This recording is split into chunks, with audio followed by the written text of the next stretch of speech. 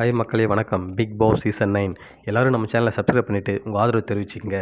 இப்போ பார்த்தீங்கன்னா நம்ம ஏற்கனவே சொல்லியிருந்தோம் இந்த வீக் வந்து TTF ticket to finale round start ஆகுதுன்னு. ஸோ இன்றைக்கி ஃபஸ்ட் டாஸ்க் வந்து ஸ்டார்ட் ஆயிடுச்சு மக்களே. ஸோ இது என்னென்னு பார்த்தீங்கன்னா மலையாள பிக் பாஸ் சீசன் 7ல் ஸ்டார்ட் பண்ண அதே சேம் டாஸ்க் தான் இங்கேயும் பண்ணியிருக்காங்க. என்னென்னா எக்யூப்மெண்ட்டுமே அங்கே யூஸ் பண்ண அதே சேம் எக்யூப்மெண்ட் தான். ஏன்னா ரெண்டுமே பக்கத்து இடத்துல தான் நடக்குது. நம்ம ஈவிபியில் பக்கத்து செட்டில் தான் நடக்குது. ஸோ அதால் அந்த சேம் எக்யூப்மெண்ட் தான் யூஸ் பண்ணியிருக்காங்க இதுக்குமே. அங்கேயும் 9 பேர் தான் இருந்தாங்க, இங்கேயும் 9 பேர் தான் இருக்காங்க. டாஸ்க் பார்த்தீங்கன்னா ஹைட் டாஸ்க் மாதிரி. என்னென்னா கையை மேலே தூக்கி ஒரு இது மாதிரி இருக்கும், அதில் வச்சுட்டு கீழே வந்து சின்ன பலகை மாதிரி இருக்கும். ஸோ அங்கே கால் வச்சு நிற்கணும். ஸோ எவ்வளோ நேரம் பேலன்ஸ் பண்ணி நிற்கிறாங்க லாஸ்ட் வரைக்கும் நிற்கிறவங்க தான் வின்னர்.